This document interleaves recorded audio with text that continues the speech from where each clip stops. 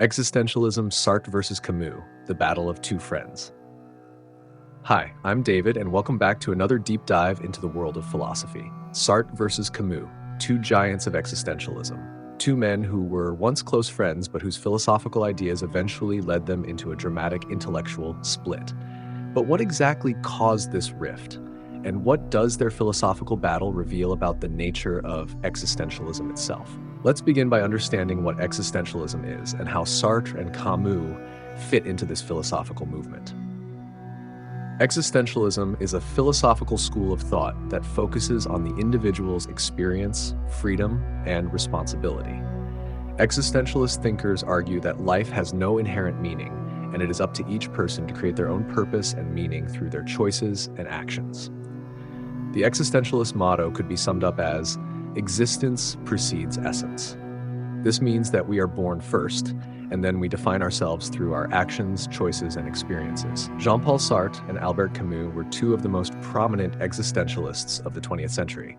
Despite their shared commitment to existentialism, their views diverged on one fundamental issue: the meaning of life and how we should respond to the absurdity of existence.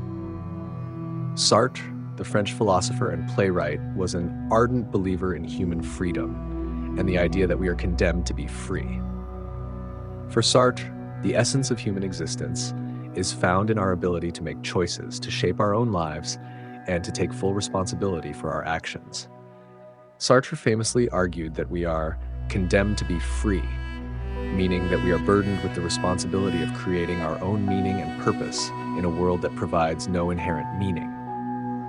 However, this radical freedom also comes with a sense of anxiety and despair. Sartre argued that our freedom places us in a constant state of anguish because we are responsible for everything we do, and we cannot escape the weight of our own choices. This existential angst is, in Sartre's view, an unavoidable part of human existence. On the other hand, Albert Camus, a fellow French philosopher and novelist, took a different approach to existentialism. While he agreed with Sartre that life has no inherent meaning, Camus believed that the response to this absurdity should be different. In his famous essay, The Myth of Sisyphus, Camus explored the concept of the absurd, the idea that life is meaningless, yet we continue to search for meaning. He used the story of Sisyphus, the Greek king condemned to push a boulder up a hill only for it to roll back down each time, as a metaphor for human existence. For Camus, the absurdity of life does not lead to despair or anguish. Instead, it leads to rebellion. In his view, we should embrace the absurdity of existence and live fully despite it. Camus rejected the idea of seeking an ultimate meaning or purpose in life, and instead advocated for an appreciation of the present moment and the experiences we can create in the here and now. This is where the split between Sartre and Camus occurs. Sartre believed that we must constantly engage in a struggle to define ourselves, to create meaning through our actions, and to embrace the responsibility that comes with our freedom. For Sartre, life is a project that demands commitment and action. Camus, however, believed that this constant struggle was futile. In his view, the search for meaning in a meaningless world is an exercise in absurdity. Camus argued that we should embrace the absurd without resorting to false hopes or illusions, including religious beliefs or ideologies.